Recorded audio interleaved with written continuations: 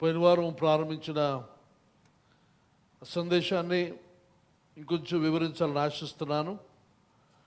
కనుక మీరు switch off అయిపోకండి. పోయిన వారం చెబుతుంది మాట్లాడుతాను అనుకోకండి. ఇంకొంచెం వివరిస్తాను, మనకు ఉపయోగపడుతుంది, అవసరమని భావిస్తూ ఉన్నాను. ఎఫెసీ పత్రిక 3:20 నుంచి మొదలుపెట్టాం. అయితే అక్కడ ఉన్న మాటలు ఒకసారి జ్ఞాపకం చేసి ముందుకు వెళ్తాను. నేను అపోస్తలుడైన పౌలు ఎఫెసీలకు రాస్తూ క్రీస్తులో ఉన్న ఆశీర్వాదం ఆధిక్యతను చెబుతూ తర్వాత ప్రార్థన చేస్తూ ఆ సంఘాన్ని గురించి ప్రార్థన చేస్తూ ప్రార్థన ముగింపులో ఇతను చెబుతున్న మాట ఏదనగా, దేవునికి వందనాలు, దేవునికి స్తుతులు, దేవునికి మహిమను ఆపాదిస్తూ మనలో కార్యసాధకమైన ఆయన శక్తిని గురించి వ్రాస్తూ తర్వాత ఆ శక్తిని బట్టి మనం అడిగి వాటన్నిటికంటేను ఊహించే వాటన్నిటికంటేను అత్యధికంగా అనుగ్రహించగల శక్తి గల దేవునికి అని చెప్పి 3:20-21 పౌలు రాస్తున్నాడు. కనుక పోయిన వారు మాట్లాడింది మనం ఆలోచన, మన ఇమాజినేషన్, మన ఊహలు చాలా ముఖ్యం, అది అవసరం అని చెప్పి మాట్లాడడం జరిగింది. అయితే ఈరోజు అందులో భాగంగా ముందుకు వెళదాం. దయచేసి 3వ యోహాను పత్రిక 2వ వచనం 3వ యోహాను పత్రిక 2వ వచనం తీసారు అందరూ? ప్రియుడా, నీ ఆత్మ వర్ధిల్లుచున్న ప్రకారం నీవన్ని విషయంలోనూ వర్ధిల్లుచు సౌఖ్యముగా ఉండవలనని ప్రార్థించుచున్నాను. ఇది అపోస్తలుడైన యోహాను రాస్తున్న పత్రిక. ఇది ఎవరికి రాస్తున్నాడంటే గాయు అని చెప్పబడిన ఒక వ్యక్తికి రాస్తూ ఉన్నాడు.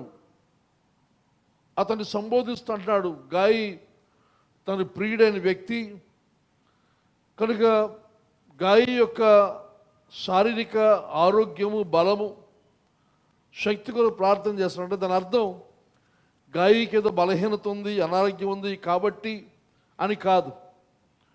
మనం సాధారణంగా మన ప్రియులు, మన కుటుంబస్తులు, మన సన్నిహితులను విషయమై మనం ఆశించేది ఏదైనా అందరూ ఆరోగ్యంతో ఉండాలి, బాగుండాలి, క్షేమంగా ఉండాలి అని ఆశిస్తాం. అదే రకంగా ఇక్కడ యోహాను గాయు ఆరోగ్యంతో ఉండాలి, సౌఖ్యంగా ఉండాలి, అన్ని విషయాల్లో వర్ధిల్లాలి అని ఆశిస్తూ ఇక్కడ అంటున్నాడు, నీ ఆత్మ వర్ధిల్లుచున్న ప్రకారం నీవు మిగతా వాటిలో కూడా వర్ధిల్లాలి, సౌఖ్యంగా ఉండాలి. అది ఇక్కడ వచ్చిన వేరు తర్జుమాల్లో చదివాను నేను.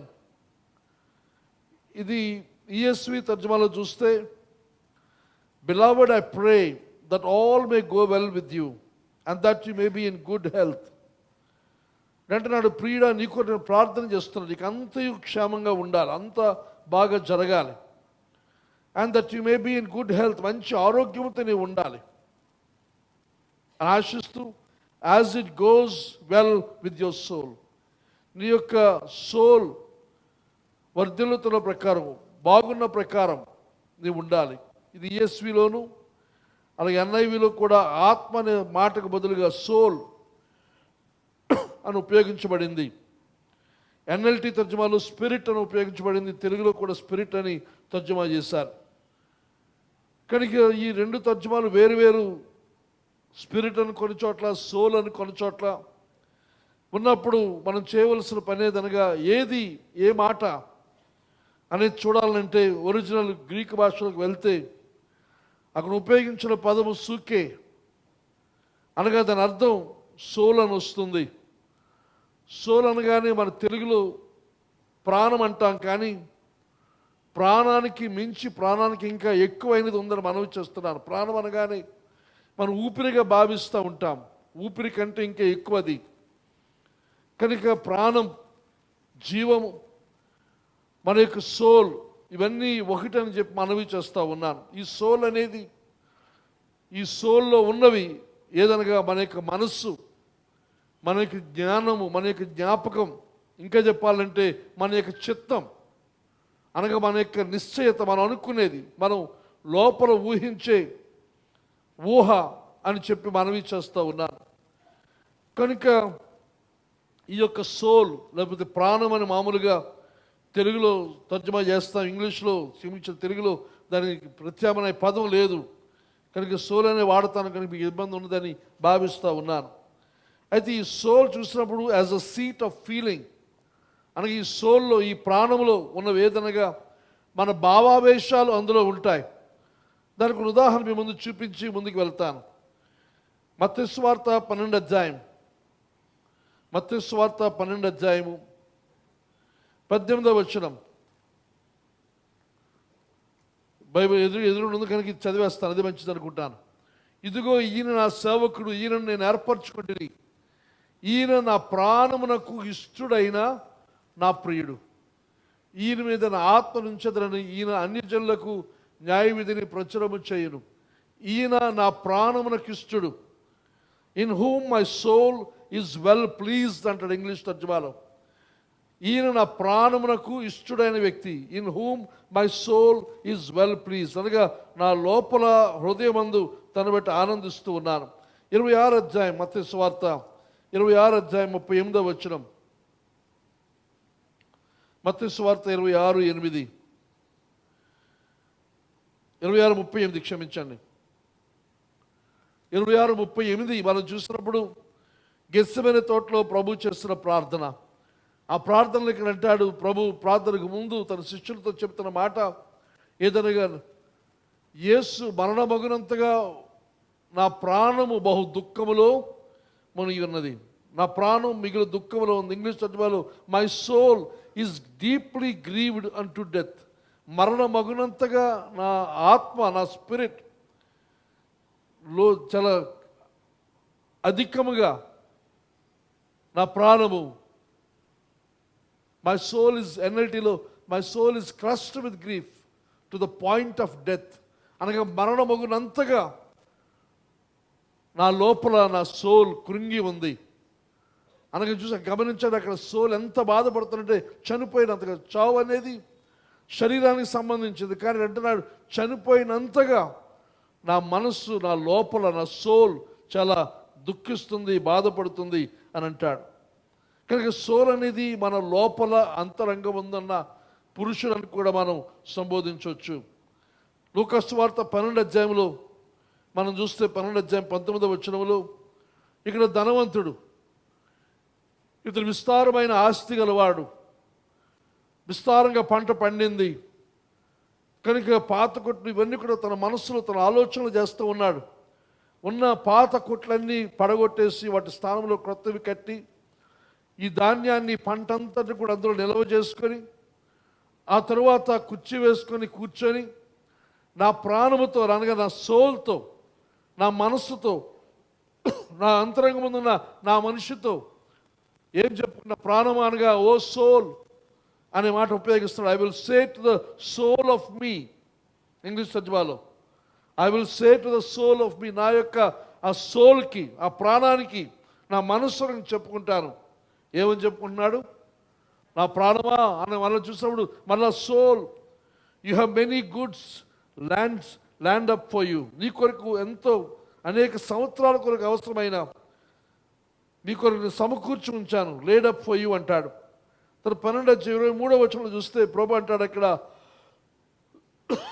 అతను అడిగి ప్రశ్నించి ఆహారము కంటే ప్రాణమును, ఆహారము కంటే ప్రాణం, భోజనము కంటే the life more than food అనగా సూకే మోర్ దెన్ ఫుడ్. ఇక్కడ ఉపయోగించిన ఈ పదాలన్నీ కూడా చూసినట్టు తర్జుమాలో ప్రాణమని, సోల్ అని, ఆత్మని తర్జుమా చేస్తారు, కానీ ఒరిజినల్ గ్రీక్లో చూసినట్టు ఉన్న పదం అంతా కూడా ప్రతిసారి కూడా సూకే అనే పదమే వాడబడిందని చెప్పి మనవి చేస్తూ ఉన్నాను. కనుక ఈ సోల్ ఏమిటి? మన యొక్క మైండ్, మన యొక్క మనస్సు. అందుకనే సొంత వస్తారు రోమపత్రిక 12వ అధ్యాయం, రోమపత్రిక 12వ అధ్యాయం మొదటి 2 వచనాలు. ఇది అపోస్తలుడైన పౌలు రోములో ఉన్న సంఘానికి రాస్తున్న మాటలు ఇవి. కాబట్టి సహోదరులారా, పరిశుద్ధమును దేవునికి అనుకూలమైన సజీవ యాగముగా మీ శరీరములను ఆయనకు సమర్పించుకునని దేవుని వాత్సల్యమును బట్టి మిమ్మల్ని బతిమాలుకొనుచున్నాను. ఇట్టి సేవ మీకు యుక్తమైనది. ఇక్కడ పౌలు రాస్తున్న మాటలు ఇవి.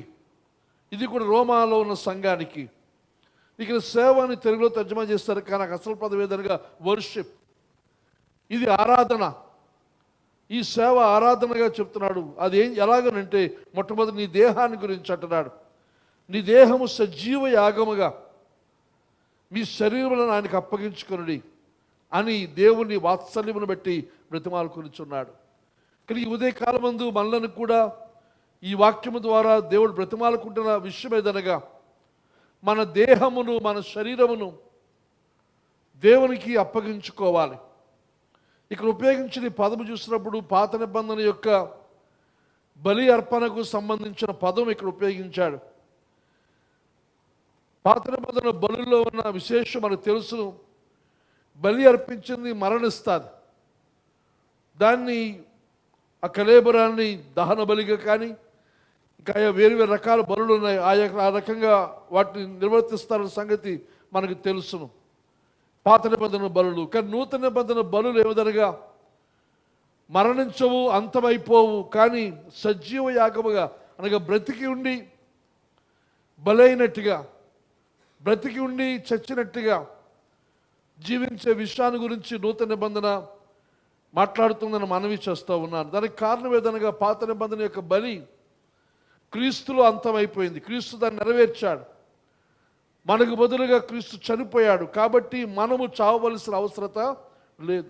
అయితే మనము జీవించే విధానం ఏదనగా క్రీస్తు ఎలాగైతే మరణించి మన తిరిగి లేచి సజీవుడిగా ఉన్నాడు, మనము కూడా క్రీస్తు వలె సజీవ యాగముగా క్రీస్తు తను తాను సమర్పించుకొని తను మరణించాడు, తను రిక్తునిగా చేసుకున్నాడు, తన మహిమను వదులుకున్నాడు. ఆయన ఎంతవరకు దిగాడు, ఎంతవరకు తగ్గించుకున్నాడంటే శిలువ మరణము పొందినంతగా తను తగ్గించుకున్నాడు. కనుక మనము కూడా అలాగే తగ్గించుకోవాలి. పాత ఉదాహరణ మనం చూడాలంటే ఇస్సాకు మనకు కనబడతాడు. ఇస్సాకు అలాగే తండ్రి తన బలివుడని సిద్ధపడినప్పుడు ఇస్సాకు చిన్నపిల్లవాడు కాదు. చాలాసార్లు చెప్పని మాట. బలము కలిగిన యవనస్తుడు, కట్టెలు మోసుకొని వెళ్ళగలిగిన శక్తి సామర్థ్యం గలవాడు. అలాంటిది తండ్రి తన చేతులు కాళ్ళు కడతా ఉంటే ఏమాత్రము కూడా వ్యతిరేకించక ఎదిరించక, నేను అనుకుంటాను, ఊహిస్తే తానే ఆ కట్టె మీదకి పడుకున్నాడేమో. అనగా తనకు తాను సజీవ యాగం కనుక మరణించుకొనికి అప్పగించుకున్నాడు. ఇందా పాడే మన పాట, ఇస్సాకునకు బదులుగా దేవుడు ఒక గొర్రె పొట్టేలును అనుగ్రహించాడు. కానీ ఇస్సాకు వలె ఆ యవ్వన కాలం, యవ్వన జీవితాన్ని తండ్రి యొక్క చిత్తాన్ని, దేవుని చిత్తానికి అప్పగించుకున్నాడు. అలాగే మనము కూడా మన జీవితాలను, మన శరీరాల మీదట శరీరేచ్ఛలు, శరీర కోరికలు, మన సొంత విషయాలు తీర్చుకోవడం కోసం కాక ఇక్కడ జీవించినది నేను కాదని పౌలు చెప్పినట్టుగా క్రీస్తు కొరకు జీవిస్తామన్నట్టుగా మన శరీరాలు దేవునికి అప్పగించుకో, సజీవ యాగముగా అప్పగించుకోవాలి. ఇది ఆయనకి ఇష్టమైన సేవ, ఆయనకి ఇష్టమైన ఆరాధన. ఆ తర్వాత అంటున్నాడు, రెండవదిగా చూసినప్పుడు అంటాడు, ఇప్పుడు మనస్సుల గురించి మాట్లాడుతూ ఉన్నాడు. మీరు ఈ లోక మర్యాదను అనుసరింపక ఉత్తమమును అనుకూలమును సంపూర్ణమునై ఉన్న దేవుని చిత్తం ఏదో పరీక్షించి తెలుసుకున్నట్లు మీ మనస్సు మారి నూతన ఒకటి వలన రూపాంతరము పొందిడి. మీరు చేయవలసిన పని ఏమిటి చేయకూడదో చెప్తున్నాడు. ముందు ఏం చేయకూడదు? ఈ లోక మర్యాదను అనుసరించొద్దు, ఈ లోక విధానాన్ని అనుసరించొద్దు. మనలో చాలామంది క్రైస్తవులు అయినప్పటికీ ఎన్నో సంవత్సరాలుగా సంఘమందు, సహవాసమందు, ప్రార్థనందు, భక్తిలో ఉన్నప్పటికీ లోక మర్యాద మనం వదలడం లేదు, లోక విధానాన్ని మనం వదలడం లేదు. మొట్టమొదటి మనం చేయవలసిన పని, మనం ఈ లోక విధానాన్ని, లోక మర్యాద అన్నప్పుడు అందరూ ఏది చేస్తారో మనం అదే చేయడం, అందరిలాగే ఉండడం, ఇది మన అందరి యొక్క కోరిక. కానీ దేవుని వాక్యం చెప్తున్న మాట ఏదనగా ఈ లోక మర్యాదను మనము అనుసరించకూడదు. అనుసరించక ఏం చేయాలి? మీ మనస్సు మారి నూతనం అవ్వాలి.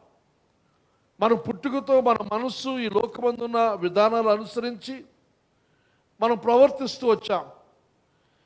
బాల్యము నుండి మన తాతల ముత్తాతల నుండి అనుసరిస్తూ వస్తున్నాం. కానీ కొన్ని విషయాలకు మనకు కారణం తెలియదు, కానీ అనుసరిస్తాం. దాని తర్వాత మంచి చెడు మనకి తెలియదు, కానీ దాన్ని అనుసరిస్తున్నాం. కారణం ఏదనగా అందులో మనం పుట్టాం. అది మనలో చాలా డీప్ రూటెడ్ అయిపోయింది.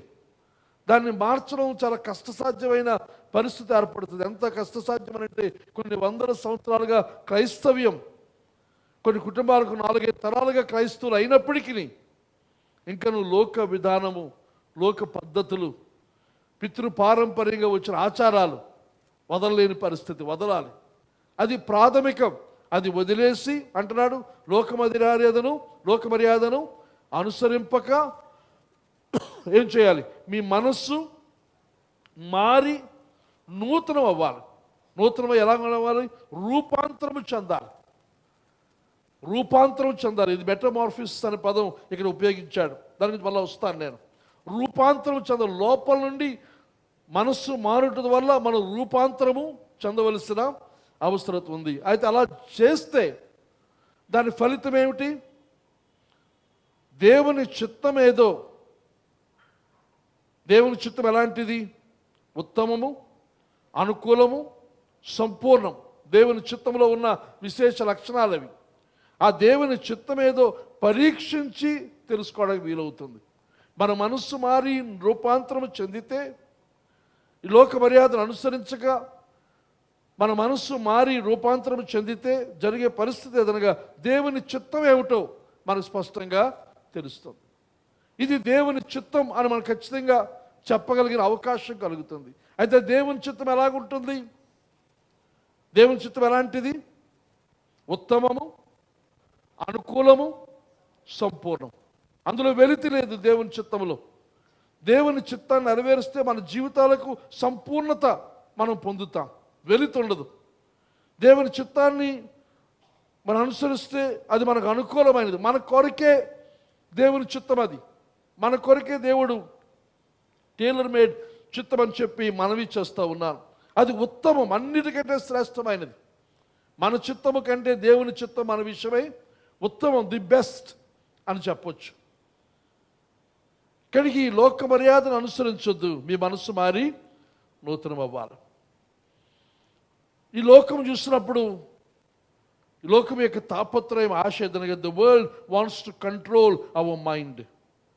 మన మనస్సులను ఈ లోకము తన ఆధీనమందు ఉంచుకోవాలని నిత్యము ప్రయత్నం చేస్తూ ఉంటుంది. నిత్యము ఆ పోరాటం మనలో ఉంటుంది. ఈ లోకం మనల్ని మనస్సును తన ఆధీనమందు ఉంచుకోవాలని. అదే సమయమందు దేవుని యొక్క ఆశ ఏదనగా మన మనసును రూపాంతరం చేయాలని. God wants to transform our minds. మన మనస్సులను రూపాంతరం చేయాలని అని ఆశిస్తూ ఉన్నాడు. కానీ ఈ లోపల మన మనస్సు ఎలా మారుతుంది అని ఆలోచన చేస్తే లోక మర్యాద మనకు కనబడుతుంది, వినబడుతుంది. ఇంకా చెప్పాలంటే పితృపారంపర్యముగా మనకు వస్తున్నది. కానీ ఈ దేవుని యొక్క వాక్యం ద్వారా మనం రూపాంతరము చెందవలసిన అవసరం ఉంది. ఇది ఎక్కడ పనిచేస్తుందో వాక్యం అనగా మన మనస్సులో దేవుని యొక్క వాక్యం మాత్రమే కాకుండా ఇంకా ఎఫెసీ పత్రిక 3:20 మనం చదువుకుని నేర్చుకున్నాం. అదేవిధంగా దేవుని యొక్క ఆత్మ అనగా దేవుని యొక్క పరిశుద్ధాత్మ, దేవుని యొక్క వాక్యం, ఈ రెండూ కూడా దేవుడు మనకి ఇచ్చాడు. దేని కొరకు అనగా మన మనస్సును రూపాంతరం చేయడానికి. చూద్దాం వస్తారు ఎఫెసీ పత్రిక 4వ అధ్యాయం. ఎఫెసీ పత్రిక 4వ అధ్యాయం కొంచెం ఎక్కువైన భాగం చదువుదాం. 17వ వచనం నుంచి చదువుతున్నాను నేను. ఇక్కడ ఎలా క్రైస్తవులకు ఎలా జీవించాలి, లివింగ్ యాజ్ క్రిస్టియన్స్ అనే హెడ్డింగ్లో ఈ మాటలు పౌలు రాస్తూ ఉన్నాడు. 17వ వచనం చదివితే, కాబట్టి మళ్ళీ చూడండి రోమాపత్రికలో 2వ వచనంలో ఉన్న అదే మాట, అన్యజనులు నడుచుకున్నట్లు మీరు ఇక మీదట నడుచుకున్న వలదని ప్రభువునందు సాక్ష్యం ఇచ్చుచున్నాను. మీరు ఎలా జీవించాలి? అన్యజనులు నడుచుకున్నట్లు మీరిక మీదట నడుచుకున్న వలదని ప్రభువునందు మీకు బోధిస్తానని సాక్ష్యం ఇస్తానంటాడు. అనగా అన్యజనుల వలె మనం నడవడానికి ఎంత మాత్రము కూడా వీల్లేదు. అన్ని జనుల యొక్క విషయాలన్నీ, ఆచారాలన్నీ కూడా మనం విడిచిపెట్టాలి. ఇంకా అంటాడు, వారైతే అన్యజనులు వారి యొక్క ఆచారాలు, వారి అలవాట్లు, వారు చేసే పనులు ఎలాంటివి? వారైతే గమనించండి, అంధకారమైన మనస్సు గలవారే. వీరి మనస్సు ఎలాంటిది? అంధకారం. మన మనస్సు రక్షించబడిన తరువాత మన మనస్సు వెలిగించబడింది. దేవుని వాక్యం మనకుంది, వెలుగు యేసు ఆయన నేను వెలుగై ఉన్నాడు అన్నాడు. ఆయన వెలుగును మనకి ఇచ్చాడు మన మనస్సులకి. ఆ వెలుగు కనబడుతుంది. కానీ మనం వెలుగునకు బదులుగా చీకటినే మనం కోరుకుంటున్నాం. యోహాను సువార్తలో ఆ మాటలు రాశాడు యోహాను. మన క్రియలు చెడ్డవైనందున మనం చీకటినే కోరుకుంటున్నాం. మన మనస్సులు వెలిగింపబడ్డాయి. కానీ అంటున్నాడు, అన్యజనులు వారైతే అంధకారమైన మనస్సు గలవారై తమ హృదయ కాఠిన్యం వలన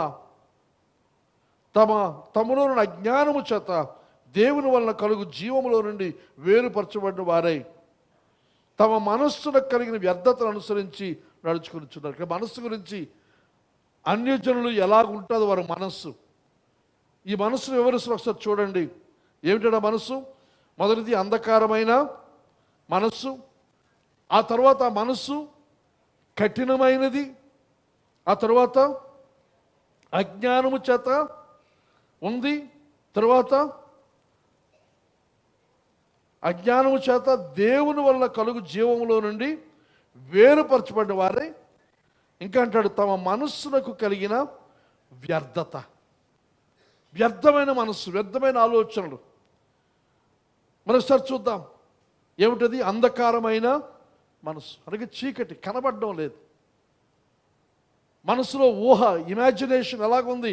భవిష్యత్తు చీకటి కదా. ఒకసారి ఆలోచించండి, మన మనస్సు ఎలాగుంది? మన భవిష్యత్తు గురించి ఆలోచిస్తుంటే చీకటి కనబడుతుందా? అది ఏదైనా వెలుగు, భవిష్యత్తు గురించిన ఆశ మనకు కలుగుతుందా? క్రీస్తునందున నిరీక్షణ పెట్టి మనలో ఆ వెలుగు కలగగా మన భవిష్యత్తును చూస్తున్నామా? లేకపోతే అన్యజనుల వలె మనము కూడా చీకటిగానే ఉందా? మన మనస్సు నల్లగానే ఉందా? కనబడడం లేదా? కన్ను పొడుచుకున్న కనబడని చీకట్లో ఉన్నామా అంటే దాని అర్థం అన్యజనులకి మనకి తేడా లేదు. ఆ తర్వాత అంటాడు, అంధకారమైన మనస్సు, హృదయ కాఠిన్యం, కఠినమైన హృదయం.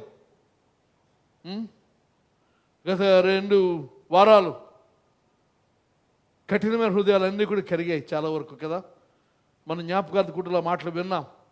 దేవుడు మనలను సాధు చేశాడు, వేదన దుఃఖం చేశాడు. కానీ చాలామంది ఏది సంభవించినా కఠినం, ఒక చుక్క కళ్ళు నీళ్ళు రాదు. అది బలము ధైర్యం అనుకుంటారు, కావచ్చునేమో. కానీ అది దేనికి సూచనగా? అన్యజనులు మనస్సు కఠినం, ఏమాత్రము కరగదు. కనుక మనది కరగని హృదయం, కళ్ళు చెమ్మగిల్లని మనస్సు మనకుంటే, మనసులో దుఃఖము బాధ కలిగితే కళ్ళు తప్పనిసరిగా చెమ్మగిల్లుతాయి. అది బలహీనత కాదు, అది ఓటమి కాదు. కనుక ఆ స్పందన, ఆ భావావేశం మనలో లేదు అని అంటే మన అన్యజనులతో సమానంగా ఉన్నాం. ఈ మధ్యన చూసినప్పుడు మనకంటే అన్యజనులు వారి హృదయాలు అంత కట్టెతో కనబడడం లేదు. మన హృదయాలే బాగా కట్టివైపోయాయి, బండబారిన హృదయాలు అయిపోయాయి, కఠినం. తర్వాత ఇంకేమున్నాయి? అజ్ఞానం. దీన్ని వివరించడానికి బోర్డు ఉన్నది. కానీ మీరు ఆలోచించండి, వారు చేస్తున్న ఆచారాలు, వ్యవహారాలు, పనులు ఎంత అజ్ఞానం, లాజిక్కి అందం. ఇది ఎందుకు ఇలా చేస్తున్నారు? ఇదే ఎంత అవమానం కలిగిస్తుంది కదా, ఇబ్బంది కలిగిస్తుంది కదా. వారు సిగ్గుపడడం లేదా అంటే సిగ్గుపడడం లేదు. సిగ్గుపడవలసిన వాటి ఎందు అతిశయిస్తుంది. అది అజ్ఞానం. అది మామూలుగా అయితే సరైన మనసు, సరైన మైండ్లో ఉన్నవాడికి సిగ్గు వస్తుంది. కానీ వాళ్ళు సిగ్గు లేకుండా సిగ్గుపడవలసిన వాటి ఎందు అతిశయిస్తున్నారు అజ్ఞానం వల్ల. మనం అలాగే సిగ్గుపడవలసిన వాటి విషయాలై మనం సిగ్గుపడుతున్నామా లేకపోతే అతిశయిస్తున్నామా?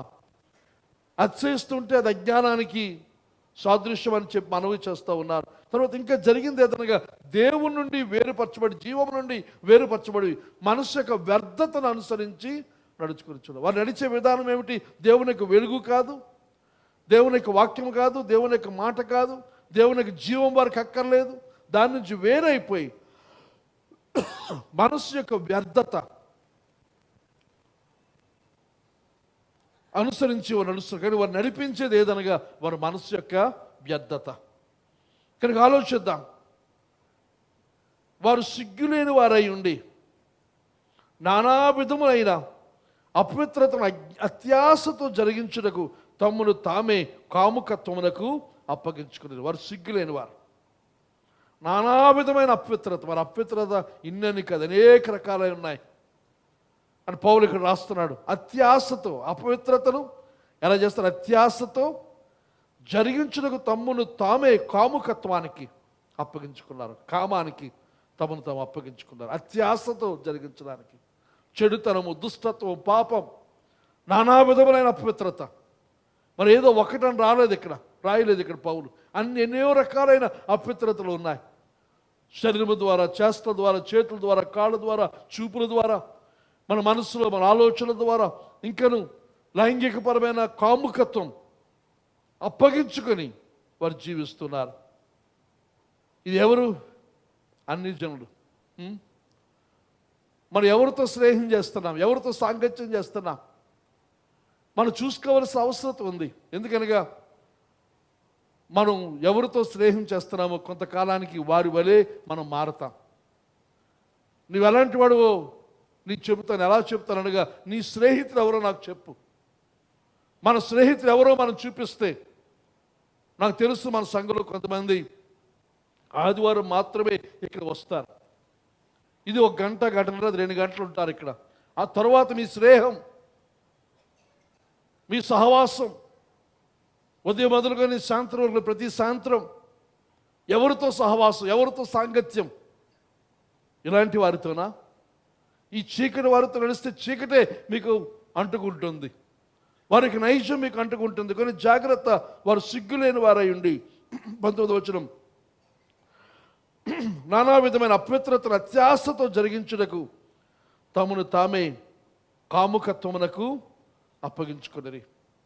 అయితే 20వ వచనం, మీరు యేసును గూర్చి విని ఆయన యందు సత్యము ఉన్నట్టుగానే ఆయన ఉపదేశించబడిన వారైన ఎడల అంటున్నాడు ఇక్కడ. మీరు ఒకరు యేసుని గురించి విన్నారు, స్వార్థ విన్నారు, ఆయనలోని సత్యాన్ని ఉన్నట్టుగా మీరు బోధించబడుతూ ఉంటే, మీరు వింటే ఉపదేశించబడిన వారైన ఎడల మీరు అలాగూ క్రీస్తును నేర్చుకున్నవారు కారు. అనగా వీరి వలె ప్రవర్తించాలని చెప్పి దేవుని వాక్యం మీకు బోధించలేదు.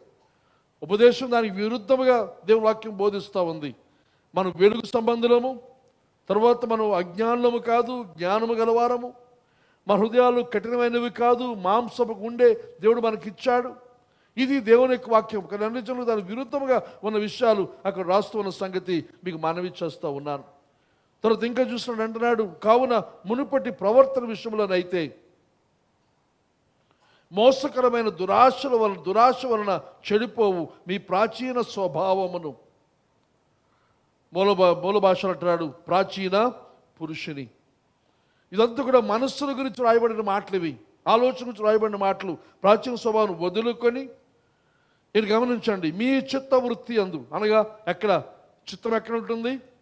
మనకి మనసులో, మనకి సోల్లో, ఆ సూకేలో ఉంటుంది అది. కనుక మీ చిత్త వృత్తి అందు ఏమవ్వాలి? నూతన పరచబడిన వారై. మన చిత్తవృత్తి అందు నూతన పరచబడాలి. మనకి సోల్లో ఆ నూతనత్వం రావాల్సిన అవసరం ఉంది.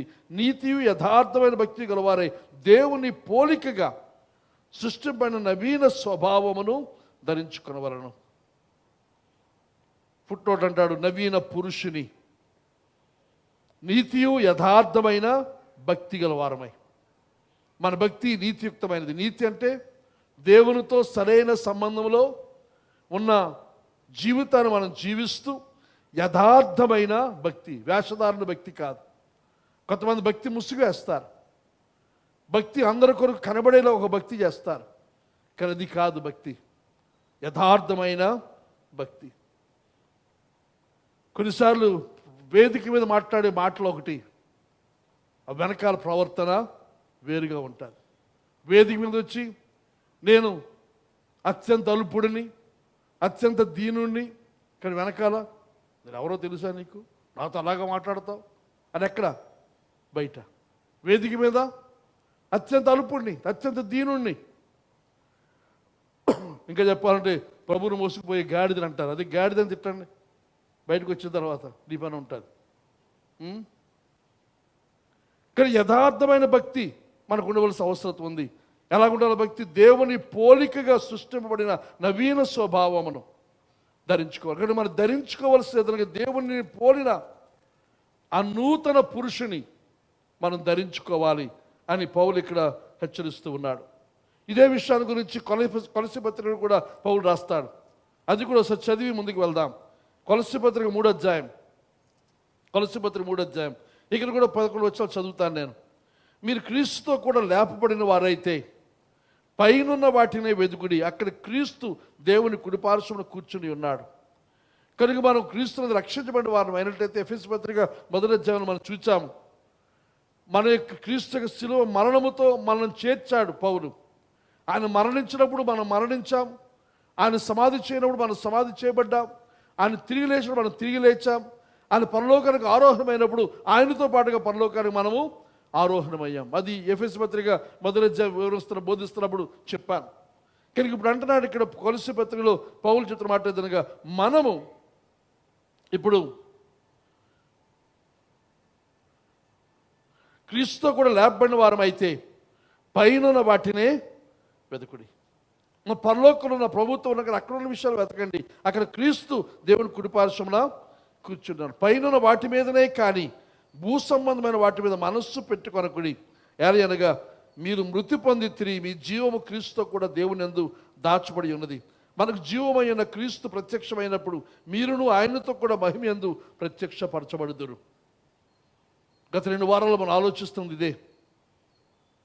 క్రీస్తు మరలా వచ్చినప్పుడు మరలా ఆ జీవాన్ని మనం పొందుకున్న వారమై క్రీస్తు ప్రత్యక్షమైనప్పుడు మనము కూడా ఆయనతో కూడా మహిమ యందు ప్రత్యక్షపరచబడతాం. కనుక మనం పైన వాటిని వెతకాలి.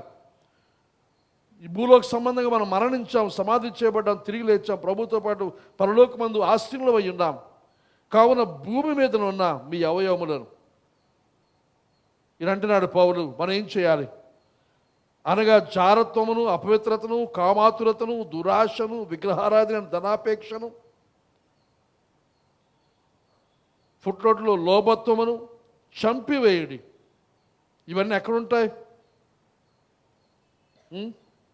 ఇవన్నీ ఎక్కడుంటాయి? ఇవన్నీ కూడా మన మనసులోనే, మన ఆలోచనలోనే. జారత్వం ఎక్కడ మొదలవుతుంది? చేతలతో కాదు. ప్రభు కొండ మీద చేసిన ప్రసంగం అంటాడు, ధర్మశాస్త్రం చెప్పే మాట ఏదనగా వ్యభిచారము చేస్తే అప్పుడు పాపం. కానీ ప్రభు నేను చెప్పినది ఏమనగా అనే మాటతో ప్రభు ధర్మశాస్త్రం చెప్పిన వాటి అన్నిటికీ ఇంకొంచెం ముందుకు లోతులో తీసుకుని అంటాడు, నేను చెప్పినది ఏమనగా ఒక స్త్రీని మోహపు చూపుతో చూస్తే. అది ఎక్కడి నుంచి వచ్చింది? అది మన కళ్ళు కాదు. ఆ కళ్ళు వెనకాల ఉన్న మన యొక్క మనస్సు. చూడటం తప్పు కాదు. కొంతమంది ఆ చూపుని తప్పుగా పరిగణిస్తుంటారు. కానీ చూపు కాదు, చూపు వెనక్కున్న మనస్సు. అది చూస్తున్నాడు దేవుడు.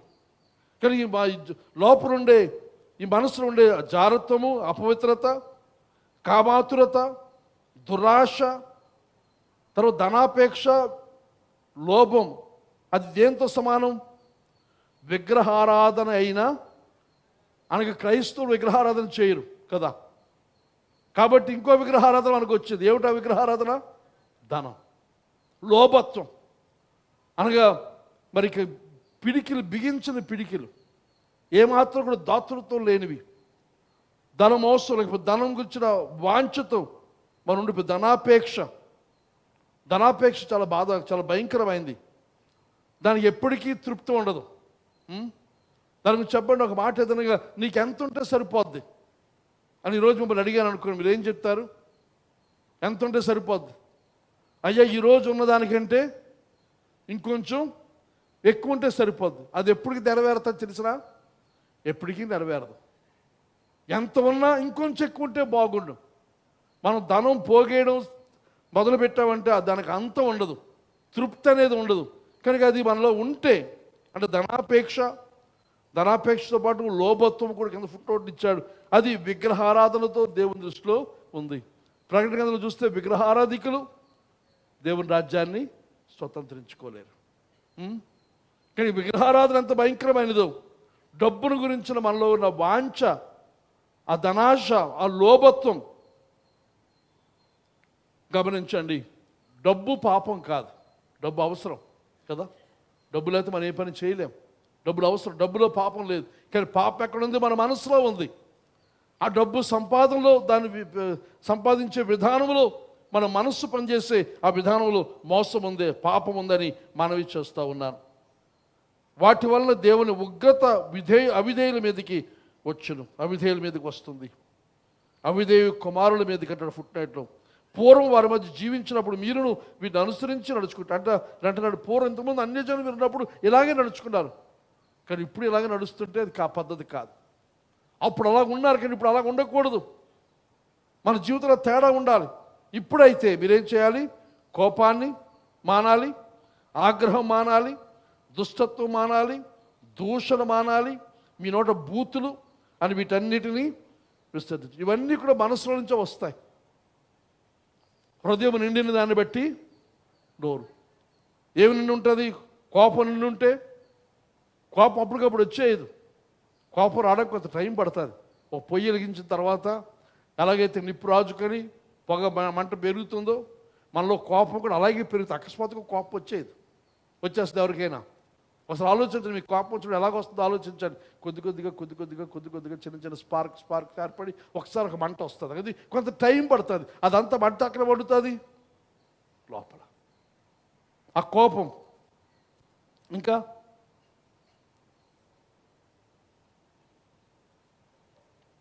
కోపము, ఆగ్రహం, కోపానికి ఇంకా మించింది అది.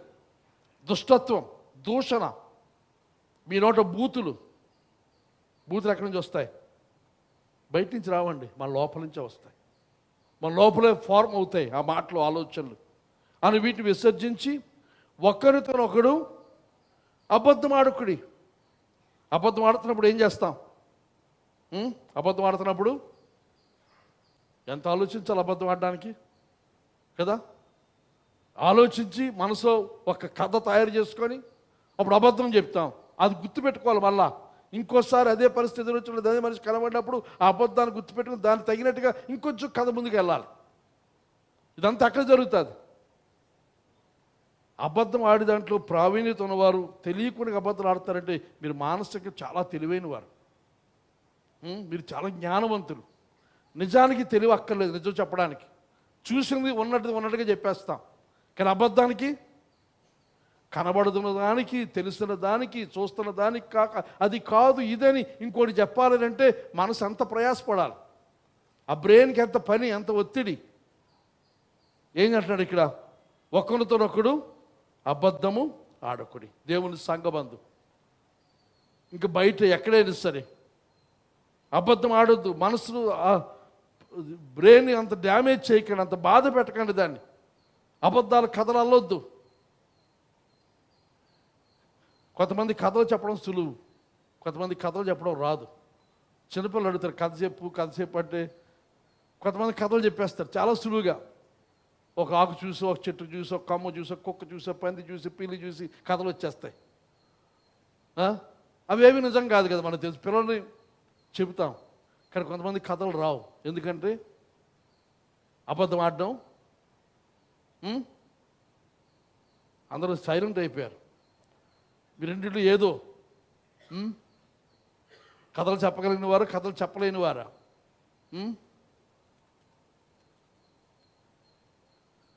ఒక్కరితో నాకు అబద్ధం ఆడకుడి. ఏలయనగా ప్రాచీన స్వభావమును లేకంటాడు ప్రాచీన పురుషుని మీరేం చేయాలి? దాని క్రియలతో కూడా మీరు పరిత్యజించి జ్ఞానము కలిగిన నిమిత్తం దాన్ని సృష్టించిన వారిని పోలిక చొప్పున నూతన పరచబడుచున్న నవీన స్వభావమును ధరించుకున్నది. జ్ఞానము కలిగిన నిమిత్తం మనం ఏం చేయాలి? ప్రాచీన స్వభావం గలవాన్ని పరిత్యజించి అంటే విడాకులు ఇచ్చేసి వదిలించుకొని ఏం చేయాలి? నూతన పురుషుని మనం స్వీకరించి, ఆ నూతన పురుషుడు ఎలాంటి వాడు? దాన్ని సృష్టించిన దేవుడు జ్ఞానము కలిగిన జ్ఞానం దేవుని వల్ల కలుగుతుంది. ఆ జ్ఞానాన్ని పొంచుకున్న వారమై ఏమేయాలి?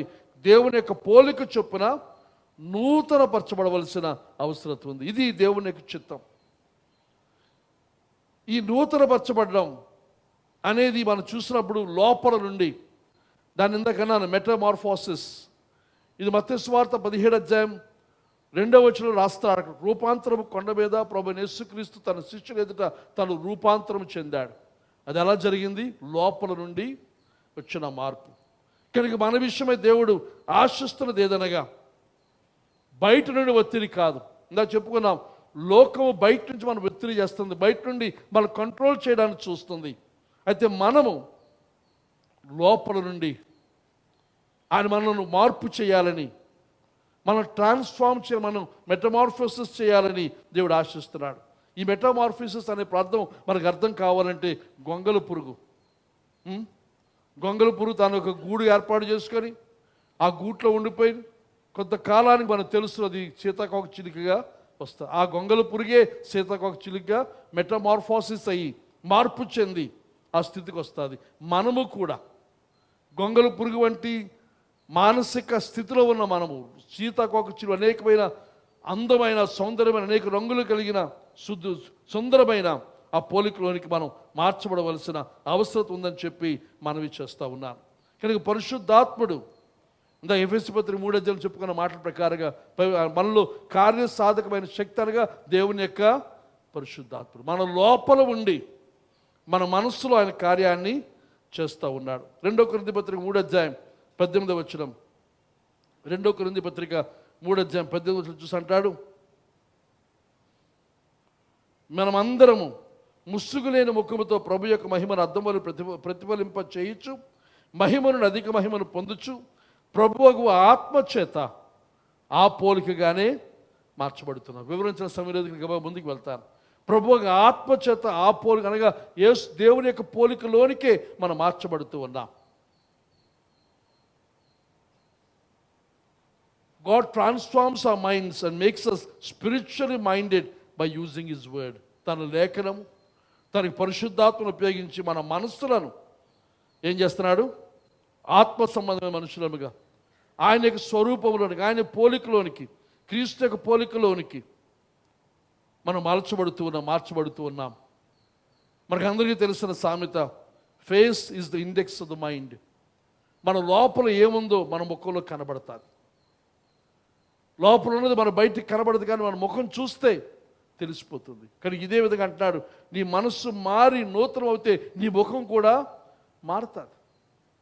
ఆ మార్పు చెందిన ముఖాలు కలిగిన వారమే క్రీస్తును ప్రతిబింబిస్తూ, ఇక్కడ మాటలు వాడాడు అక్కడ, క్రీస్తును ప్రతిబింబిస్తూ అనగా క్రీస్తును రిఫ్లెక్ట్ చేస్తూ అనగా మనం చూసినప్పుడు వారికి ఎవరు కనబడతారు?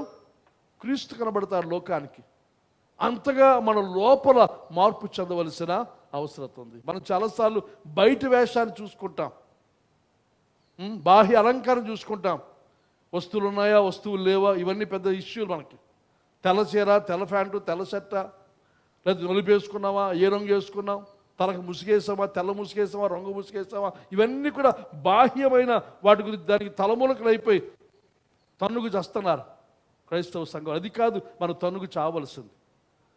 మన తన్నుకు చావలసింది, పట్టుదలగా ఆశించవలసింది మన లోపల మన స్వభావం ఎలా ఉంది, ఎలా మారుతుంది అనే విషయాన్ని గమనించవలసిందిగా మనవి చేస్తూ ఉన్నాను. కనుక దేవుడు కోరుతున్నది ఏదనగా we need to give him our will. మన చిత్తాన్ని ఆయనకు అప్పగించాలి.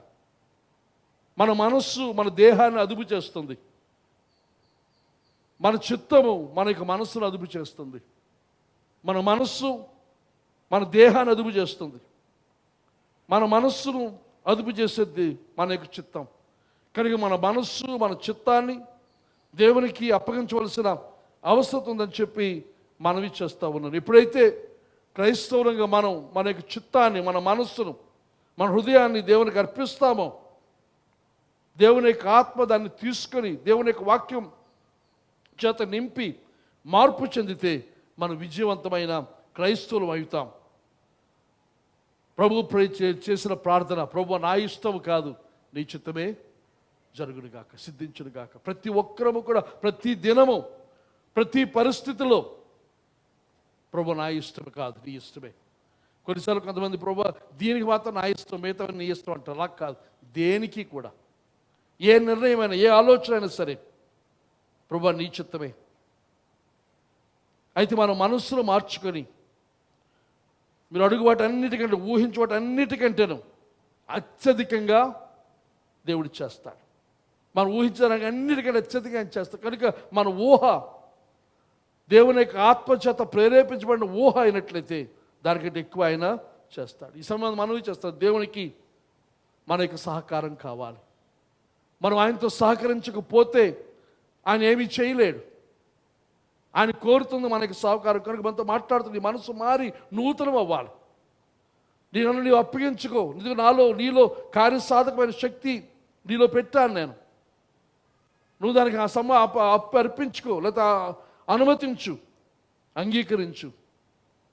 ఇదంతా కూడా భవిష్యత్తు గురించిన శ్రేష్టమైన ఆలోచనలు. అయితే ఈ ఊహ ఆలోచన చెడు ఆలోచన ఉంటుంది. చెడు అంటే పాపం చెప్పట్లేదు, కానీ ఇక్కడ నేను నెగిటివ్ ఇమాజినేషన్ అనగా తప్పుడు విధమైన ఊహ, అది మనల్ని బలహీనపరుస్తుంది. మంచి ఊహ, మంచి ఆలోచన మనల్ని బలపరుస్తుంది. మన ఆరోగ్యమైన దేహానికి బలాన్ని ఇస్తుంది. అదే సమయమందు చెడు ఊహ, నెగిటివ్ ఇమాజినేషన్, అది కూడా మనకు హాని చేస్తుంది. ఈ నెగిటివ్ ఇమాజినేషన్ ఎటు దారి తీస్తుందంటే, మన ఊహ చెడ్డదైనప్పుడు, ఆలోచన చెడ్డదైనప్పుడు, నెగిటివ్గా ఉన్నప్పుడు అదే వర్రి, చింత. మనం ఎంతమంది చింతిస్తున్నాం? మీరు చింతిస్తున్నారంటే మీ ఇమాజినేషన్ని, మీ ఊహని, మీ ఆలోచన తప్పుగా ఉపయోగిస్తున్నారు కదా. తప్పుగా ఉపయోగిస్తే ఏమవుతుంది? చింతించడం వల్ల ఏమవుతుంది? వాక్యం ప్రభు చెప్పాడు, మీరు చింతించడం వలన మీ ఎత్తు పొట్టిగా ఉన్న వాళ్ళకి చింత. ఏమిటా చింత? నేను కొంచెం పొడవ్వాలి, ఎత్తు షూలు వేసుకుంటారు, లేకపోతే ఎత్తి మడాలు పెట్టుకుంటారు, అవి బాగా కనబడాలని. కానీ ఏమవుతుంది? అవదు. మరి ఎంత చింతించినా అది జరగదు. కానీ ఈ నెగిటివ్ ఇమాజినేషన్ మనకు చేసే పనేదనగా మన దేహానికి ఇంకా అనారోగ్యం కలుగు చేస్తుంది, బాధ కలుగు చేస్తుంది, కష్టాన్ని కలుగు చేస్తుంది. కానీ మంచి ఆలోచన, మంచి ఊహ మన దేహానికి బలాన్ని ఇస్తుంది. మనలో కొంతమంది షుగర్ రాగానే బలహీనం అయిపోతారు, చాలా బలహీనం అయిపోతారు. ఎందుకు? వాళ్ళ ఇమాజినేషన్, ఊహ, నాకు షుగర్ వచ్చేసింది. ఈ షుగర్ వచ్చేసిందంటే ఎంత భయంకరమైన జబ్బు తెలుసా? చెప్తారు. లోపల ఉండే సైలెంట్ కిల్లర్, లోపల నుండి చంపేస్తుంది. నేను చంపేస్తున్నాను, కానీ ఏమవ్వాలి? నేను సావాలి. ఎక్కడెక్కడ పని చేస్తుంది చెప్తారు. ఎక్కడెక్కడ పని చేస్తుంది?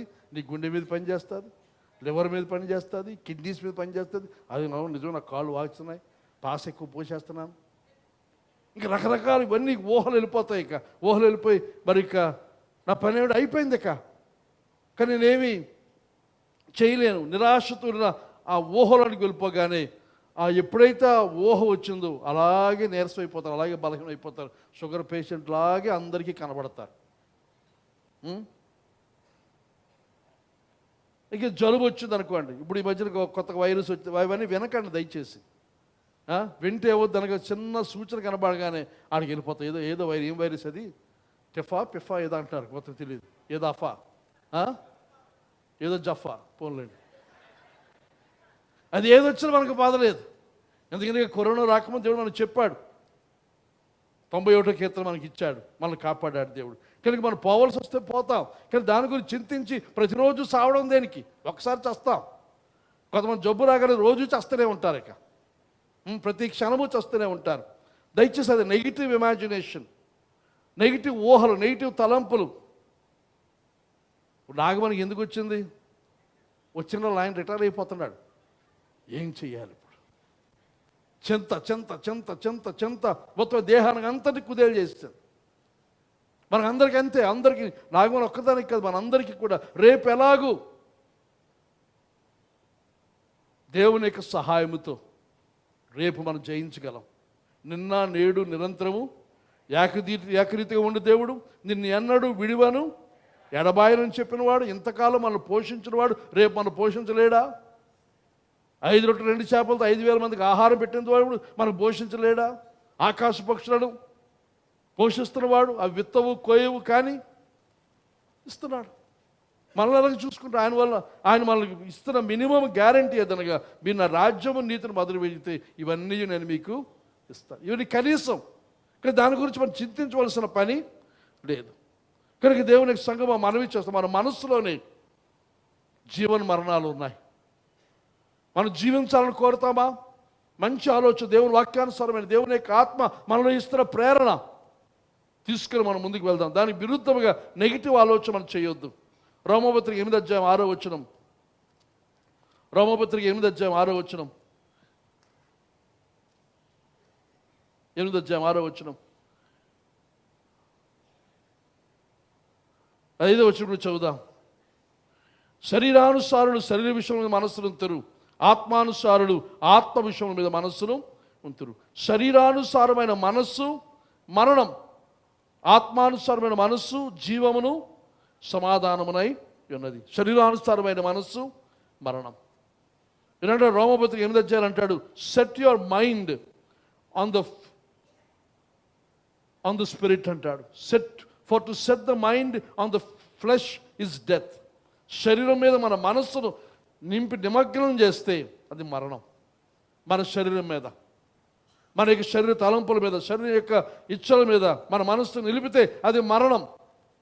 కానీ మన మనస్సు దేవుని ఆత్మ మీద నిలిపితే అది జీవము సమాధానం. అనగా సెట్ ద మైండ్ అంటే కంటిన్యూలీ థింక్, అనగా నిత్యం అదే ఆలోచిస్తూ మన మనసులో శరీరానుసారముగా, శరీర విధానంగా, శరీర లెక్కల ప్రకారంగా, లోక లెక్కల ప్రకారంగా మనకి బలహీనత కానీ, మన ఆర్థిక పరిస్థితులు కానీ, మనకున్న చుట్టూ ఉన్న పరిస్థితులు కానీ, సమస్యలు కానీ, వాటి గురించి అధికంగా ఆలోచిస్తూ ఉంటే అది ఎక్కడ దారితీస్తుంది? మరణానికి. అనగా అన్యజనులు లోకం ఆలోచిస్తుంటే మనం ఆలోచిస్తే, అవిశ్వాసులను లోకం ఆలోచించే విధంగా మనం ఆలోచిస్తే అది మరణానికి తీసుకుని వెళ్తుంది. అనగా ఈ మరణం అనేది రోగం వల్ల వచ్చిన మరణం కాదు, మన మనస్సు వల్ల వచ్చిన మరణం. నాకు తెలుసు మన సంఘంలో కొంతమంది చనిపోయారు. వారు చనిపోకముందు వారు చెప్పారు, మీరు వదిలేస్తున్నారు, మీరు చనిపోయే వయసు కాదు, మీరు చనిపోనక్కర్లేదు. కానీ చనిపోయారు. కారణం ఏదనగా వారి మనస్సు దాని శరీరం మీదే నిమగ్నం చేశారు. వారి యొక్క రోగం మీద, వారి బలహీనత, వారి సమస్య మీద, వారి కష్టం మీద, వారి యొక్క భవిష్యత్తు ఏ మాత్రం ఆశాజనకంగా లేదు అనే దాని మీద నిమగ్నం చేసి ఏమైంది? మరణం. కనుక మరణం అనేది ఎలాగొచ్చింది అనగా రోగం వల్ల కాదు, జబ్బు వలన కాదు, కానీ కార్నల్ మైండ్, శరీర సంబంధమైన మనస్సు ద్వారా. కానీ అలా కాకుండా దేవుని మీద, దేవుని వాక్యం మీద, దేవుని చిత్తం మీద, దేవుని యొక్క ఆత్మ మనలో ఇస్తున్న ఆ గొప్పవైన భూమి కంటే ఆకాశానికి మించి ఎంత ఉన్నతమైన శ్రేష్టమైన ఆలోచనలు దేవుని యొక్క ఆత్మ మనకి ఇస్తూ ఉంటే దాని మీద మన మనస్సును నిలిపితే ఏమవుతుంది? జీవము, తర్వాత సమాధానం. జీవము సమాధానం. ఈ జీవం ఇక్కడ ఉపయోగించిన పదం ఏదనగా ఈ పదం జోయే, అనగా దేవునికి కలిగిన జీవం. జీవానికి 2 పదాలు ఉన్నాయి, బయోస్ అని, జోయే అని ఒకటి. కానీ ఇక్కడ ఉపయోగించిన పదం గ్రీక్ భాషలో యేసులకు కలిగిన జీవం, లేక దేవునికి కలిగిన జీవం, దేవుని వంటి జీవం అనేది ఇక్కడ చూస్తున్నాడు. ఆ జీవానికి సమాధానంతో ముడిపడి ఉంది. జీవము and peace, life and peace. ఆ పీస్ అంటే అంతకుముందు వారిని చెప్పాను, పీస్లో సమాధానాలు ఏమున్నాయి? షలోమ్ అనే పదాన్ని తర్జుమా చేస్తే పీస్ అనగా సమాధానం, తర్వాత రెస్ట్ విశ్రాంతి, ప్రాస్పెరిటీ అనగా సంపద, ఐశ్వర్యం, తర్వాత అబండెన్స్ సమృద్ధి. ఇవన్నీ కూడా షలోమ్, ఆ పీస్లో ఇమిడి ఉన్నాయని చెప్పి మనం ఇచ్చేస్తాం. కనుక జీవముతో పాటు సమాధానం. ఆ జీవం అలాంటిది, దేవునికి కలిగిన జీవం, క్రీస్తునికి కలిగిన జీవం. ప్రభు చెప్పిన మాట, నేను జీవం అన్నాడు ఆయన. ఆ జీవాన్ని మనకిస్తూ ఉన్నాడు. ఇవన్నీ మనకి ఎలాగొస్తాయి? మన మనస్సు, మన శరీరం మీద, శరీరానుసారమైన ప్రవర్తన మీద, శరీర విధానాల మీద మనం నిమగ్నం చేసి ఉంచితే, దాని గురించి ఆలోచిస్తూ ఉంటే, మనలో కొంతమందికి మన శరీరం చాలా ముఖ్యం. ఎంత ముఖ్యం? ఈరోజు ఇక్కడ ఉన్నారు అని అంటే మీ శరీరం ఒప్పుకుంది కాబట్టి ఉన్నారు. మనలో చాలామంది వాళ్ళు ఇక్కడ రాలేదు. ఎందుకు రాలేదు? వారి శరీరం ఒప్పుకోలేదు, శరీరం వద్దంది. ఎందుకు వద్దంది? తలనొప్పి వచ్చింది. తలనొప్పి వచ్చితే కొంతమందికి తలనొప్పి వచ్చినట్టుగా అనిపిస్తుంది, కొంతమంది దాంతో అయిపోతారు. అంటే శరీరానికి తలనొప్పి వచ్చేస్తుందేమో, అక్కడికి వెళ్తే పాస్కర్ మాటలు అసలు బాగోవు, ఆ మాటలు ఉంటే నాకు తలనొప్పి వచ్చేస్తుందేమో కాబట్టి ఏం చేస్తాను, ఇంటి దగ్గర ఉండిపోతాను. జ్వరం వచ్చినట్టుగా అనిపిస్తుంది, ఇలా చుట్టాలు వస్తున్నట్టుగా కాకి అరుస్తుంది. ఈ రోజులు కూడా కాకి మీద ఆధారపడతారు చాలామంది. కాకి చెబుతుందండి ఇవాళ చుట్టాలు వస్తారని. ఎలాగొస్తాను చర్చికి నేను? నీ శరీరం ఒప్పుకోవడం లేదు. కొంతమందికి మంచం మీద లేవడం చాలా కష్టం. మంచం మీద లేవడం ఇంత అంత కష్టం కాదు, లేవాలనిపించడం లేదు. కాబట్టి ఏం చేస్తాం, ఉండిపోతాం. ఈ శరీరం వద్దంటుంది, వేళ చర్చికి వెళ్ళొద్దంటుంది. ఇంటి దగ్గర హాయిగా నిద్రపో, మధ్యాహ్నం ఎవరో ప్యాకెట్ తెస్తారు, తినేసి పడుకో. మళ్ళా శరీరాన్ని సుఖపెడుతున్నాం మనం. వండే పని లేదు, కోసే పని లేదు, తెచ్చే పని లేదు. తెచ్చుకొని తినేయడమే డైరెక్ట్గా పొట్లాల్లోంచి. ఒకసారి జాగ్రత్త, పొట్లంతో కలిపి తినేయగలరు. అలా కూడా రావాలేమో. కనుక శరీరం ఒప్పుకోదు. నీ కాళ్ళు నొప్పులు కదా, ఎలాగెళ్తావు చర్చికి? ఇదంతా శరీరానుసారమైన మనసుతో మనం జీవించేది. పోయిన వారంలో అంతమంది వారం చెప్పాను, ఏమిటనగా మనం స్ట్రెచ్ అవ్వాలి, స్ట్రెచ్ చేసుకోవాలి అని, ఇంకా సాగతీయబడాలి. కనుక లేవలేని పరిస్థితులు లేచి రావాలి దేవుని సన్నిధికి. తెల్లవారుజాము ప్రార్థన రావాలి, దేవుని సన్నిధికి రావాలి, ఉపవాసం కూడా ఉండాలి. నేను ఉపవాసం ఉండలేను. ఎందుకు ఉండలేవు? ఒక పూట మానలేవా? ఒక 2 గంటలు తిని మానేసి, ఇప్పుడు మధ్యాహ్నం మానేసి రాత్రి తినొచ్చు కదా. ఒక పూట ఉపవాసం ఉండలేమా? ఎందుకంటే మన దేహానికి కష్టం కలిగించకూడదు, కడుపుకి బాధ కలిగించకూడదు. కడుపుకి ఎంత అయితే సరిపోద్ది? ఎంత తిన్నా మళ్ళీ ఆకలే. కొంతమంది ఆకలి అంటారు. ఆకలి అనే మాటకి అర్థం తెలియదు మీకు. ఆకలి ఎలాంటిదో మీకు తెలియదు. ప్రభుని అడగని చెప్తాడు, 40 రోజులు రాత్రి పగలు ఆహారం లేకుండా ఉంటే అది అప్పుడు ఆకలి మొదలవుతుంది 40వ రోజు తర్వాత. అది ప్రభు అనిపించాడు. కనుక జీవానికి సమాధానానికి ముడిపడి ఉంది. జీవం, దేవుని యొక్క జీవం, ఆ జోయే మనందరికి కలిగి ఉండాలి. కనుక మన మనస్సుతో ముడిపడి ఉన్న వేమిడి? మన ఆరోగ్యం, మన యొక్క అనారోగ్యం. మన ఆరోగ్యం ఉంది, ఆరోగ్యం లేదంటే రెండు మనసును బట్టి. మన ఆరోగ్యాన్ని ఊహిస్తే ఆరోగ్యంగా ఉంటాం, రోగాన్ని ఊహిస్తే, రోగాన్ని ధ్యానిస్తే బాగా పనిచేస్తుంది ఆ ధ్యానం కూడా. ఆ ఊహ కూడా బాగా పనిచేస్తుంది. ఆ తర్వాత పేదరికం మన మనసులోనే ఉంది, దరిద్రం 10 మనసులోనే ఉంది. అలాగే సమృద్ధి, బలహీనత, అలాగే బలము 2 మన మనసులో ఉన్నాయి. ఓటమి, విజయం 2 మన మనసులో ఉన్నాయి. మనకి సంతోషం, మనకి విచారం, ఈ 2 మన మనసులోనే ఉన్నాయి. రోమపత్రిక 8వ అధ్యాయం 5 నుండి 11 తర్వాత మీరు ఇంటికి వెళ్తే చదువుకోండి. క్రీస్తు మీలో ఉన్న ఎడల మీ శరీరం పాప విషయం మృతమైనది గాను, మీ ఆత్మ నీతి విషయమై జీవము గలది గాను. మృతుల్లో నుండి సరిగ్గా చదువుకోండి ఆ మాటలు. వివరించిన సమయంలో ముందుకు వెళ్తాను. ఎఫెసీ పత్రిక 3:21 అంటాడు, మనలో కార్య సాధకమైన తన శక్తి. ఈ శక్తి, ఈ పవర్, ఈ డునామిస్ అనేది మనకు అందుబాటులో ఉంది, మనలో ఉంది. మనం చేయవలసిన పని దానికి వెలిగించాలి, దానికి కనెక్షన్ ఇవ్వాలి, వైర్లు కలపాలి. ఆ బ్యాటరీ ఉన్న శక్తి అంతా కూడా మనకు వస్తుంది.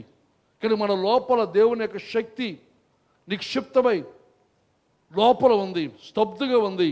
మనం దాన్ని అనుమతిస్తే, మన లోపల ఉన్న శక్తిని మనం అనుమతిస్తే అంటాడు 3:20 వచనంలో, according to the power that is at work within us. That is work ఎక్కడ అంటే విత్ ఇన్ అస్ అని అంటాడు పౌలు. కానీ 2వ తిమోతి పత్రిక 1వ అధ్యాయం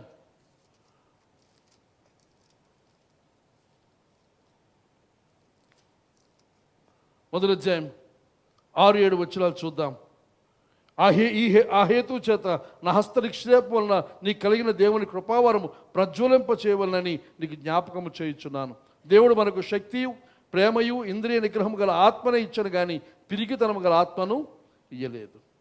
అంటున్నాడు పౌలు తిమోతితో చెప్తున్నాడు మాట, నీకు దేవుడు కృపావరాన్ని ఇచ్చాడు అని. ఇక్కడ 2వ తిమోతి పత్రిక ఇక్కడ తానే హస్తనిక్షేపం చేసిన రాస్తారు గారు. 1వ తిమోతి పత్రికలో తాను అలాగే పెద్దలు కూడా తన మీద చేతులు ఉంచారు. చేతులు ఉంచితే దేవుడు తనకు కృపావరాన్ని ఇచ్చాడు. కనుక నువ్వు ఆ కృపావరాన్ని ఏం చేయాలి? నువ్వు దాన్ని ప్రజ్వలింపచేయి, లేదా ఫ్లేమ్ ఇంటూ, లేదా ఫ్యాన్ ఇంటూ ఫ్లేమ్ అనగా దాన్ని గాలి విసిరి దాని మళ్ళీ మంట తీసుకొని రా అనగా మనలో దేవుడు పెట్టిన దానిని నువ్వేం చేయాలి? దాన్ని రేపాలి, లేపాలి, దానికి గాలి విసరాలి. మనలో ప్రతి ఒక్కరికి కూడా దేవుడు తన కృపావరాన్ని ఇచ్చాడు. ప్రతి దేహంలో ప్రతి అవయవానికి దాని పని ఉన్నట్టు సంఘంలో ప్రతి వ్యక్తికి కూడా ఏదో ఒక కృపావరాన్ని దేవుడు ఇచ్చాడు. ఇచ్చిన దాన్ని మనం ఏం చేయాలి? కొంతమంది మడిచి మూల పెట్టేస్తాం, దీపం వెలిగించి మంచం కింద పెట్టేస్తున్నాం, కొంచెం కింద పెట్టేస్తున్నాం, దాంతో ఆరిపోద్ది. కానీ ఆ దీపాన్ని లేకపోతే ఆ వరాన్ని, ఆ ఆశీర్వాదాన్ని, ఆధిక్యతను మనం బయటకు తీసుకుని వచ్చి దాన్ని విసిరి ఉపయోగించవలసిన అవసరం ఉంది. మనలో కొంతమందికి దేవుడు ప్రవచన వరాన్ని ఇచ్చాడు, ప్రవచనాత్మకంగా మాట్లాడే వరాన్ని ఇచ్చాడు, దర్శనాలు చూచే వరాన్ని ఇచ్చాడు, స్వస్థపరిచే వరాన్ని ఇచ్చాడు. ఇంకను అనేక రకాల ఇతర వరాలు కొరింథీ పత్రికలో ఇంకా ఉన్న వరాలన్నీ కూడా దేవుడు సంఘంలో అందరికీ ఇచ్చి ఉన్నాడు.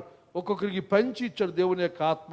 కానీ మనలో చాలామంది చేస్తారు పని ఎదురుగా దాన్ని లోపల ఉంచేసాం, దాన్ని వాడడం లేదు, దాన్ని వినియోగించడం లేదు, దాన్ని గాలి వీచడం లేదని మనవి చేస్తూ ఉన్నాను. పరిశుద్ధాత్మ తన యొక్క వరాలు మన లోపల డోర్మెంట్గా మనగా ఉపయోగించకుండా ఉండిపోతూ ఉన్నాం. ఇంకా అంటాడు, మనకిచ్చిన ఆత్మ ఎలాంటిది? భయం కాదు. మన ఆత్మ ఎలాంటి ఆత్మనిచ్చాడు దేవుడు మనకు? ఇంద్రియ నిగ్రహం గల ఆత్మను ఇచ్చాను, కానీ పిరికితన గల ఆత్మను మనకి లేదు. ఇంద్రియ నిగ్రహం గల లేక స్వస్థ బుద్ధి గల. ఇంద్రియ నిగ్రహం అనగా మనం వద్దనుకునే మానేయగలగాలి. మానలేమండి, ఎందుకంటే మా అందరూ ఇలా చేస్తారు కదా, మా చుట్టూ ఇలాగే చేస్తాం, మా కుటుంబంతో ఎలాగండి, మా తాతల తండ్రి ఇలాగే చేస్తారు, మా అమ్మ నాన్న వాళ్ళందరూ చేస్తారు, కానీ నేను చేయలేను అంటే నీకు ఇంద్రియ నిగ్రహం గల ఆత్మ నీకు లేదు. దేవుని ఆత్మ లేదు. ఉంటే ఆత్మ ఎలాంటిది? ఇంద్రియ నిగ్రహముగా నీకు ఇస్తుంది. నువ్వు కాదనే ఆ శక్తి ఉంటుంది. మనలో కొంతమందికి అది కావాలి. కాదు, నేను వద్దు, నేను చేయను, నేను రాను, నేను వెళ్ళను, నేను వినను, నేను మాట్లాడను అనేది మనం రావాలి. ఇంద్రియ నిగ్రహం మనకు ఉండాలి.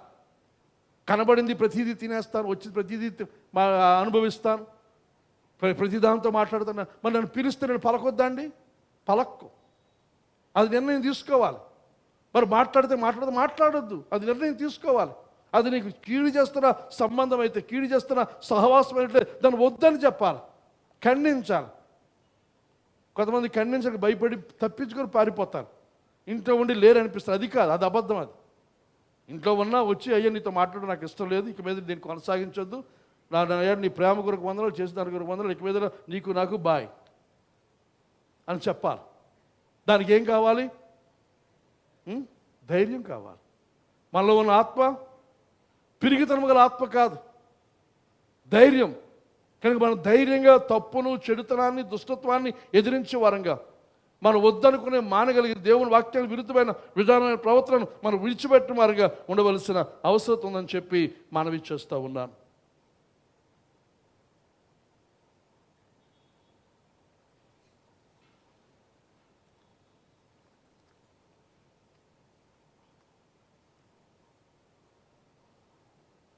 ఇదంతా ఎందుకు ఇస్తున్నాడు? ఎఫెసీ పత్రిక 3:21. పోయిన వారం చెప్పాను, ఒకసారి ప్రస్తావించి ముందుకు వెళ్తాను. 3:21 అంటాడు, మూలముగా ఈ క్రీస్తు యేసు మూలముగా సంఘములు తరతరములు సదాకాలము మహిమ కలుగునుగాక. సంఘములు అని ఈ కార్యము ద్వారా దేవుడు ఆశిస్తున్నది ఏదనగా, to him be glory in the church. క్రీస్తునందు సంఘములు దేవునికి మహిమ, ఈ క్రీస్తునందు మహిమ. దేవుడు మనకి ఇచ్చిన పరిశుద్ధాత్ముడు, యోహాను సువార్తలో ప్రభు అంటాడు, ఎందుకు ఇచ్చాడు పరిశుద్ధాత్ముడు?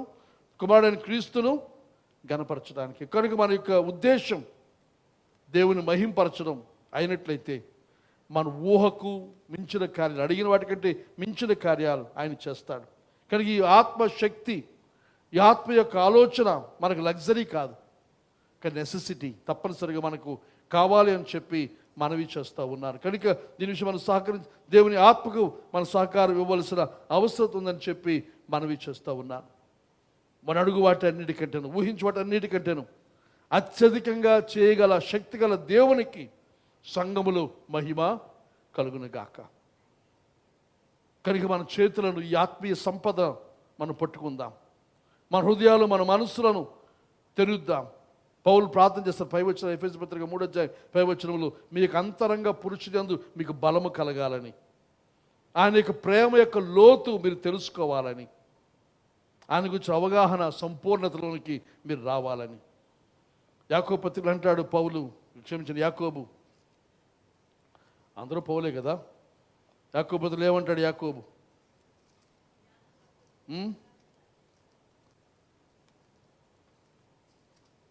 యాకోబు పత్రిక 4వ అధ్యాయం 2వ వచనం, మీరు ఆశించుచున్నారు కానీ మీకు దొరకట్లేదు అని చెప్పి, ఎందుకంటే దేవుని అడగనందువలన మీకేమీ దొరకదు. దేవుణ్ణి అడగడం లేదు కాబట్టి మీకేమీ దొరకడం లేదు. కనుక దేవుని యొద్దకు వస్తే మనకు ఆయన ఇచ్చే దేవుడు, అడిగితే ఇచ్చే దేవుడు, అడిగిన పొంది ఉన్నామని నమ్మితే దేవుడు మనకి ఇస్తాడు. కనుక ఇది దేవునికి ఇష్టమైన ప్రీతికరమైన విధానం, క్రైస్తవ జీవన విధానం అని చెప్పి మనవి చేస్తూ అందరము కూడా ఇదే విధానంలో కొనసాగుట కొరకు మనం సమర్పించుకొని ముందుకు వెళ్దాం. ప్రభు ఈ సందేశం మనందరి వినికిడిలో ఆశీర్వదించును గాక. ఆమేన్.